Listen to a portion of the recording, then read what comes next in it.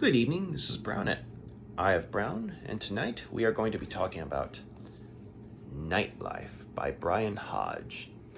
Nightlife was written in 1991, and it was the second novel to come out of the Abyss horror line, which Dell Publishing had put out in the 90s.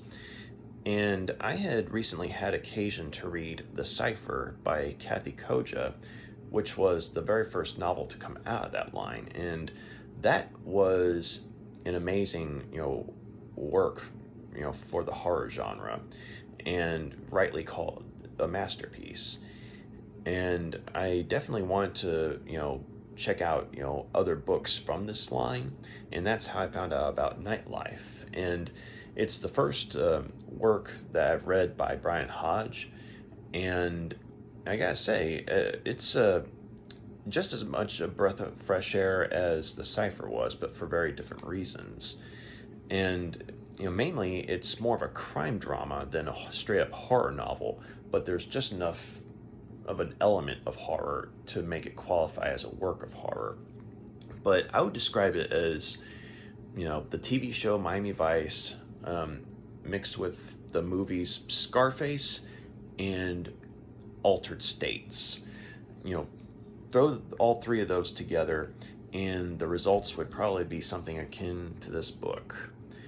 And the story, starts off in the jungles of Venezuela, and there's this tribe that lives there called the Yanomamo, and they have this sacred substance that they use. It's basically a potent psychedelic that enables them to explore the spirit realm of their faith, if you will, and make contact with the deities of that faith. And basically, having out-of-body experiences while using this drug has become so commonplace to them that it's just a natural part of life for them. But unfortunately, they have a conflict with another tribe that has formed an alliance with these members of a drug cartel, and said drug cartel wants to use the drug that the Yanomamo have, because they've heard how some of the side effects of this drug can basically put stuff like cocaine and heroin to shame. And the problem is that if this drug is used improperly, then, if someone inexperienced is, basically journeying through the spirit realm while using this drug, they become visible to demonic entities that exist in this realm, and that will latch on to the essence of this person. And when that happens, then in the world of flesh and blood, this individual will literally become a monster, sort of this man and animal hybrid. So it's like, yeah, if you use this drug, you can make contact with your spirit animal, as it were. But if you use it improperly, you become one with that spirit animal, and it, the results are not pretty. And so, while the Yanomamo, while they are aware of the danger of misusing this drug, they realize that, civilization outside of the jungle, they don't know what they're in for. And so they send out a war party to intercept this drug before it makes it off the island, because this alliance of cartel soldiers and enemy tribesmen, they've already gotten some samples of the drug.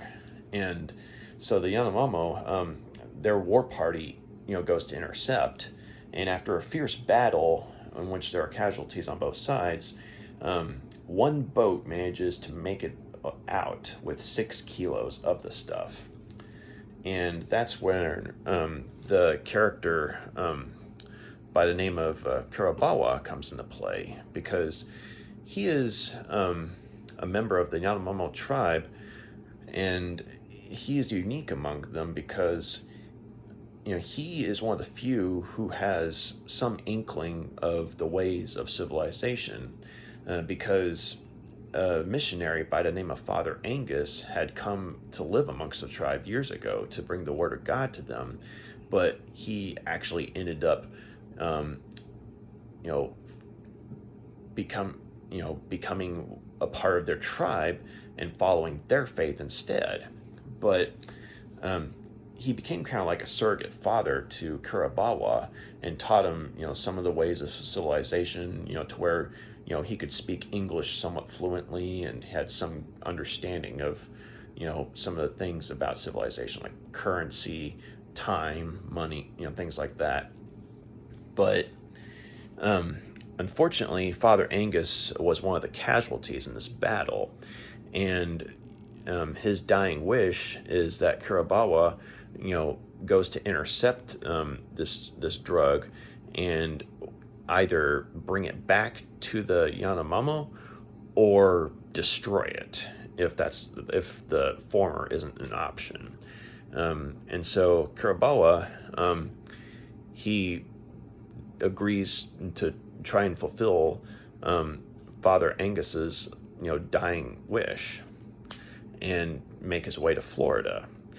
And so in Florida, this is where the other two main characters come in. There's a young man named Justin who is on the run from several parties that want him dead, because he had tried to make it a living as a drug dealer, and for a time, had the, kind of the glamorous life, but unfortunately, the downside of the drug trade ended up catching up with him, and basically he had to go on the run, and so he's hiding out in Florida with a friend of his, and he's at a point where he's re-examining his life and trying to figure out, okay, how can I start over, but for real, and not become a criminal who's gonna use people, because he's not a bad person, but unfortunately, like a lot of people in the area that he lives, drug dealing was basically the fast track to the easy life, and he tried his hand at it, and unfortunately it caught up to him. But he realizes though that he's lucky to be alive, all things considered. And so one night though, he goes to this nightclub with some friends of his, and he meets a guy by the name of Tony Mendoza, who is not only a club regular, but he's also one of the biggest drug dealers of the Florida area. And so while Justin initially has no intention of getting back on the drug scene, he does give in to the pressure to try out this new drug that's making the rounds, this green powdery substance called Skull Flush. And Tony Mendoza, he's basically the guy that those cartel soldiers were working for, because he had heard rumors about this tribal substance that the Yanomamo were using, and basically he wanted to see if it was something that he could use to give the drug scene some competition, something to blow cocaine and heroin out the water. And so under the pretext of being the friendly club king, and passing out party favors, he's wanting to see if this stuff will basically have any sort of lasting effects that he can use to basically become stronger in the drug trade. And so while Justin ends up getting a small dose of it, someone else gets a larger dose. And while Justin has sort of like this waking dream like experience, um, and his mind is open to all these sensations that should be impossible. Um, the other individual who had the larger dose, well, they literally become a monster. They morph into this sort of jaguar and human hybrid, and on the dance floor, amongst the strobe lights, this you know this newly formed monster, starts slaughtering people, and it's a bloodbath. And so after that happens, well, uh, basically there's a lot of fallout from that. So on one hand, you know, Justin ends up um, going on the run again, because Mendoza's after him, because not only did he take the drug, but he witnessed what it did, and he also would be able to direct authorities, to who gave him the drug if it came up. And so Mendoza is the kind of guy who doesn't like loose ends, and so while he's trying to find out where Justin is and get rid of him, he also starts to experiment with the drug. He starts using it, testing it on other people, to see what exactly it can do under controlled conditions, of course. And once he realizes that it basically turns people into monsters, he tests it on himself, and he finds out that he can control it. He can control just how much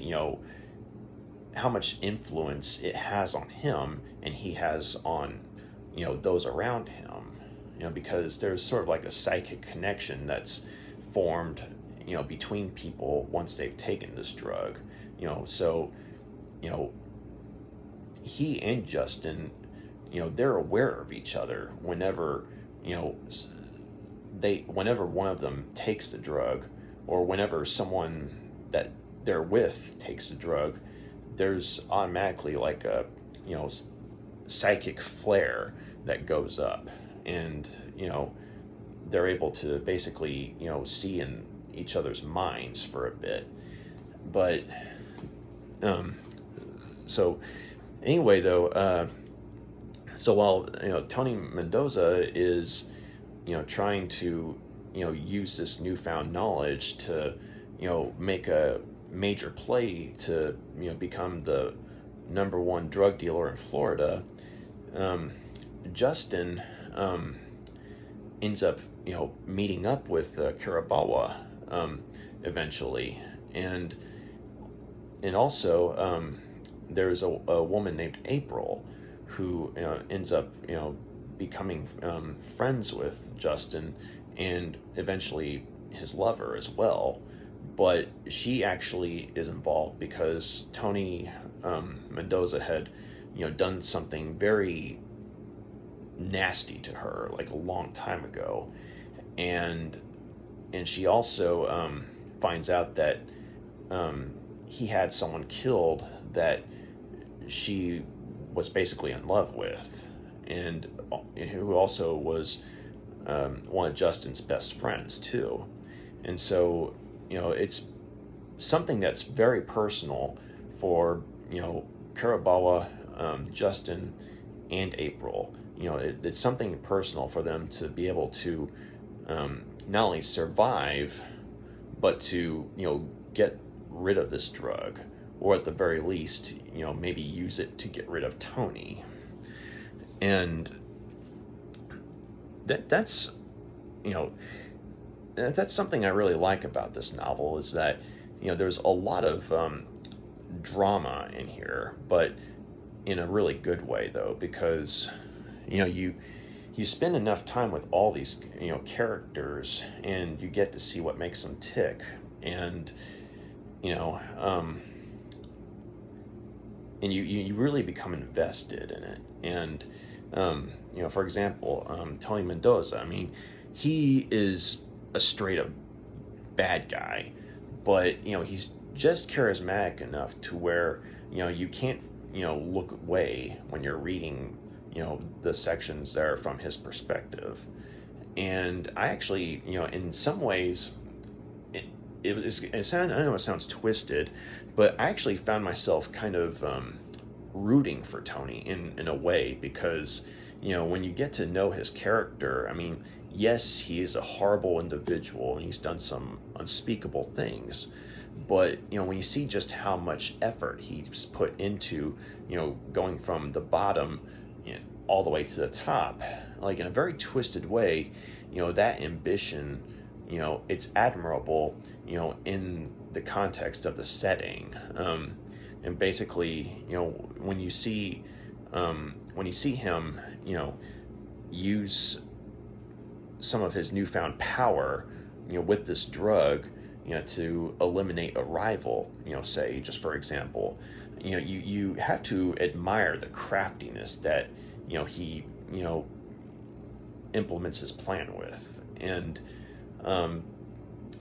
also when you see some of the people that are his rivals, you realize it's just kind of an evil versus evil. But because Tony Mendoza is the one that, you spend the most time with, he's the one who you kind of love to hate, but at the same time, you pull for him in certain moments, just because, you kind of become wrapped up in, his, I guess, his ultimate goal, as it were. And on the other hand, though, the characters of Justin and April, they're probably, I guess, the most relatable characters in the novel, in the sense that, they're not criminal masterminds, and they're not horrible people, but unfortunately, I mean, like anyone else, they've both made some bad choices in life that have had consequences that have haunted them. And so you find out that they're both actually, decent people, once you take, all the, criminal stuff away, from their backgrounds, and it's just like they're both trying to make a fresh start, as it were. But at the same time, while one gets to know these two and, kind of get invested in them, becoming, say, going from friends to lovers, if you will, it's not something that, I mean, in a lesser writer's hands, it would be like a, stereotypical soap opera.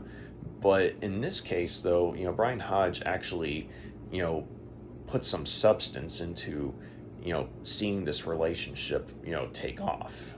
And so, when these two, when they're trying to work through their stuff together, because, they've both been scarred by Tony, one way or another. When you see them trying to, work through the trauma, and when you see them trying to, survive Mendoza's attempts on their life, you really care about these two, and you want them to come out okay. And so, even though there's a likelihood that maybe not everyone's going to make it out alive in the story, because there is a body count, but you're, at the very least, you want these two to survive, simply because of how relatable they are as people. But I think my favorite character, though, was definitely Kurobawa, because he's someone who, amongst his own setting, he's, when he's in his element, the guy's unstoppable. I mean, he's someone who, basically with, some natural, equipment, like, whether it be poison or, or dust or something like that, he's someone who is capable of taking a fight to a fortified enemy and slaughtering everyone on the inside, whether it be through subterfuge or, straight up, cutting them in half with a machete. So this guy is basically a beast of a warrior, but at the same time, though, there's a certain nobility to him, because while he definitely brings it to the table, when there's a fight on the line, he also, even though there's a lot of moral gray area with his tribe, he is someone who wants to do the right thing. On one hand, to honor the memory of his surrogate father, but also to protect, those who are outside of the Yanomamo tribe, basically some people who are outside of the Venezuelan jungle, because while he has no great love for civilization, he also realizes that there will be hell to pay if this drug, that's now being called skull flush, if it makes it out to civilization abroad, that, the world is not ready for the type of monsters that this drug will produce. And so, you understand why he's doing what he's doing, but you also, at least in my opinion, there was something very endearing about him in the sense of how naive he was in the ways of civilization, because while Father Angus was able to teach him, bits and pieces about civilization, it's one thing to, hear about it, from a teacher, but to actually go out amongst civilization, it's a totally different matter. And there were moments where, it's like there's certain communication mishaps, but I mean, it's stuff that, if you're say you're going to a foreign country and you don't know the lingo, or you don't know the customs, or culture, that kind of thing, there's going to be some, culture clash that, might be not like toxic culture clash, but just sort of funny culture clash, if you will. But I think one of my favorite moments, though, is when Kirabawa, he uses some of the green paper that Father Angus had left him, and he goes to McDonald's for the first time. Now, he had certainly heard about McDonald's from Father Angus, but he had never been there before. And so, kind of to, honor, Father Angus, the late Father Angus, he decides to check this place out. Plus, he's curious about it himself. And in the part where it's describing, him having a Big Mac for the first time, it just, it's one of those moments that, you can't help but smile. And, just because it's like, here he is, this, hardened warrior, and yet, he's as happy as a little kid, having a hamburger for the first time. And, there, of course, there are all these people that are giving him these funny looks, because while he has some civilian attire that was left, by Father Angus, he still stands out like a sore thumb. So as far as, this guy's not from around here. But at this point, though, it's like he's too happy to care. Big Mac, he loves it. And it was just little moments like that, make him a very endearing character, and I appreciated that, Brian Hodge, created a character who, was at once, a deadly force of nature, but also, in some ways, a lot more innocent than, the civilization that he's traveling amongst. So, I really liked Kirabawa. He was my favorite character in the book. I liked all the main characters in different ways, and for different reasons. But Kirabawa was the one who, he was the one I was actively rooting for. Justin and April, I related to them, but they were kind of been there, done that as far as, motivations go, they're trying to, get a fresh start, that kind of thing. And now Tony Mendoza, he was a good villain. You love to hate him, and on some level, like I said, I was pulling for him in the sense of evil versus evil. But Kiribawa, though, was the character that I knew I could root for and not feel bad about. Um, so yeah, I mean, fantastic characters, and also when it came to the drug trade, um, I get. I mean, I don't know exactly how much research Brian Hodge did, but having read this novel and maybe looking up some news articles about drug problems or the drug trade at the time that this novel was written in. I mean, it feels like Brian Hodge did a lot of research in terms of getting certain I guess things about the drug trade right, and you felt like I mean basically you saw there was like a lot of criminal operations going on that there's a lot of detail on how those go about, and to a lesser extent you see it from the law enforcement angle, because naturally since Tony Mendoza is a big player in the drug scene, the law has been trying to take him down for some time, and so you get a glimpse into some of their operations and when they're trying to take him down. And so and it was really cool to see sort of both sides. You got the law enforcement and you got the criminals side, and so yeah, I mean that's where I felt like the whole Miami Vice and Scarface thing came into play. But where the horror angle came in is when this drug, whenever someone took this drug and abused it and basically turned into a monster, that's when the horror angle came into play, because well, I should say the supernatural horror, because there's a lot of I guess human horror, if you will, or I guess real world horror, because of the human evil that's present in this book.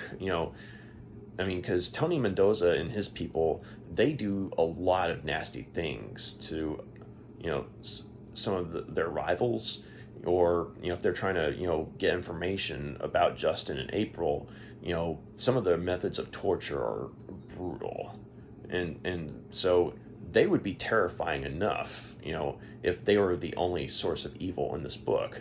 But since this is a horror novel, when the paranormal comes into play, it also manages to stand out, because you're getting this rather unique source of horror, in the sense that this drug not only can make you trip out, but it can physically transform you. Now granted, it's like the drug itself, it's more like a doorway to something that will come to you and then transform you. But as far as the flesh and blood world is concerned, someone takes a drug, then they transform. But it's a lot more to it than that. And, I appreciate how Brian Hodge was able to sort of, I don't know if like he actually did research on, say, the spiritual beliefs of the Yanomamo, because they are a real tribe.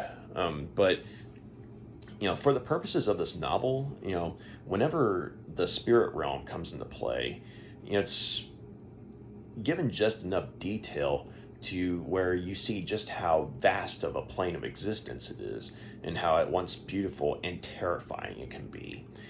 And when it came to, say, the drug and its effects on people, there were some really memorable moments. I mean, of course, there's the nightclub massacre, which, I mean, if they were to make a live action movie adaptation or a miniseries of this novel, I would love to see them, see how they would do the nightclub massacre, because the way it's described in the book, it would be a beautiful horror movie moment.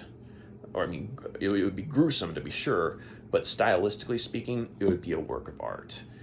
But there were other things too, like, when, I mean, Justin, for example, he's able to, I mean, since he has a residual amount of the drug in his system, it enables him at some points, he's able to see from the perspective of someone else who's on the drug and going through a physical transformation.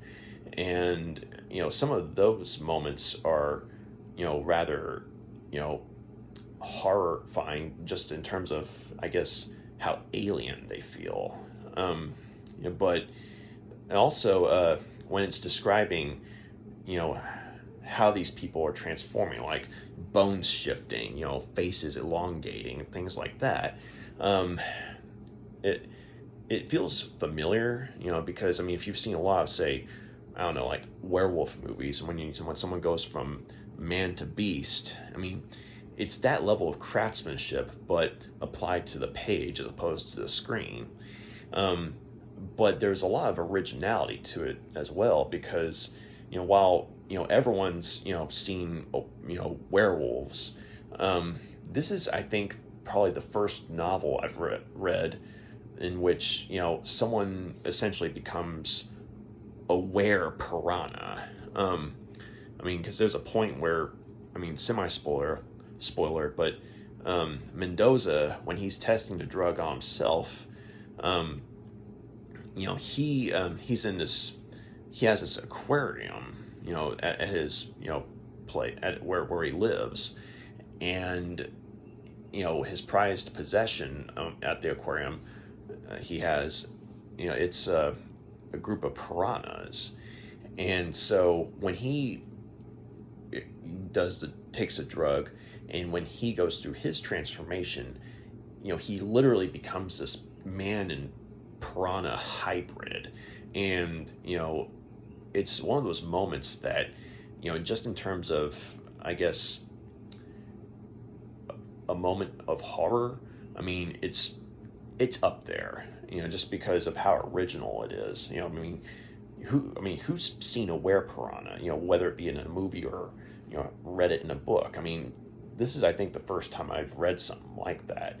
But the way he describes the transformation, it's gruesome, and yet it's bizarrely beautiful at the same time, because you're seeing this new life form coming into being. Like it's Mendoza, but it's also something from the other side too. And it's not the only time that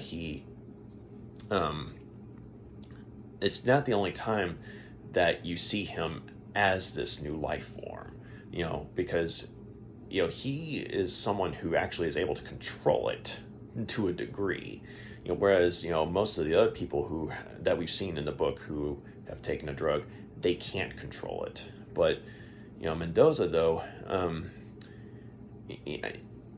that's something else I liked.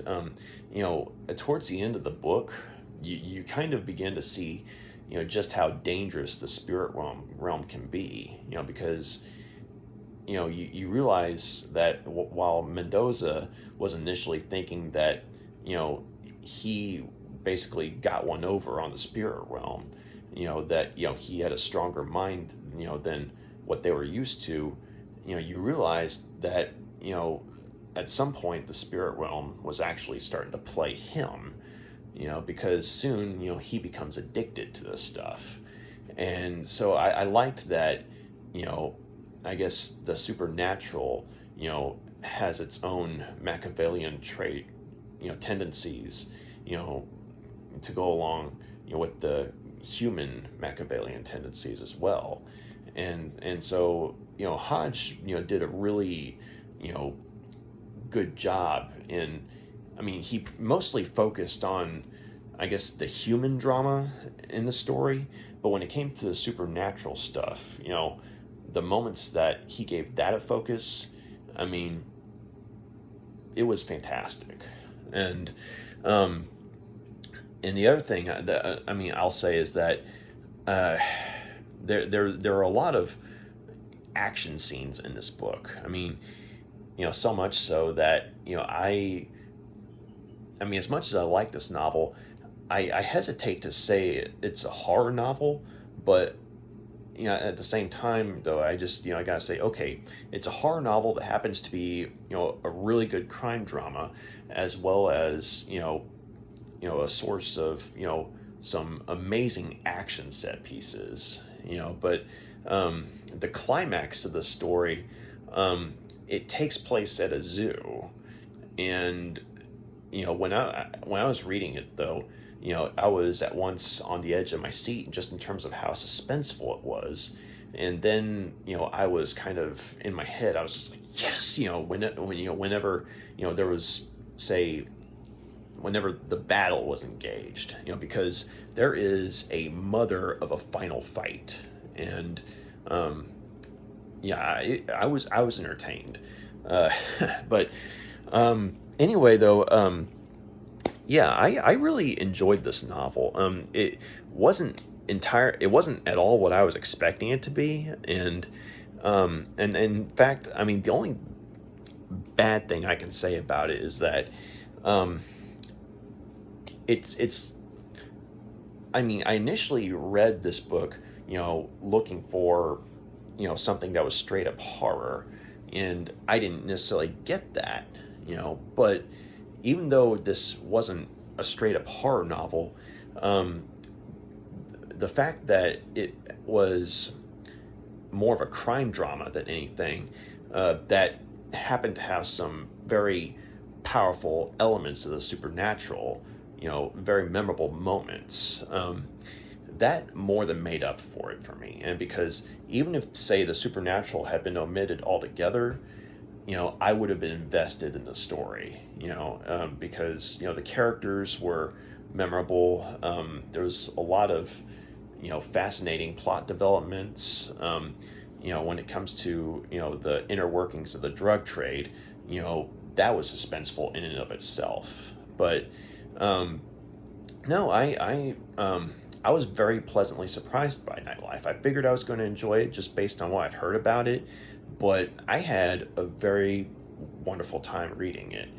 And in fact, since this was the first time I'd read anything by Brian Hodge, I definitely think I'll look into some of his work in the future, because I don't think this was his first novel, but I think it was one of his first. But I definitely want to see what he's done other than this, because I don't know if he's stuck with horror or if he's gone into crime drama or anything like that. But I'm just saying, if he did anything that was straight up crime drama as opposed to horror, I mean, I'd be willing to read it. I mean, that's how good of a job he did on Nightlife. So anyway, though, that's my take on it.